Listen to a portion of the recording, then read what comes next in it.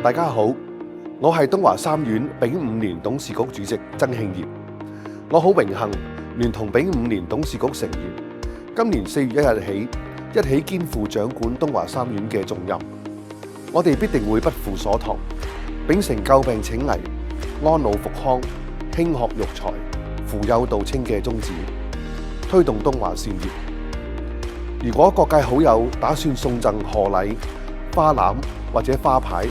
祝賀我哋，請將呢份心意轉為捐款，支持東華三院，令更多市民受惠。年內所有由東華三院舉辦嘅籌款活動當中嘅行政費用，將全數由董事局及半名贊助人承擔，確保你哋嘅捐款每一分每一毫都會用響有需要嘅市民身上。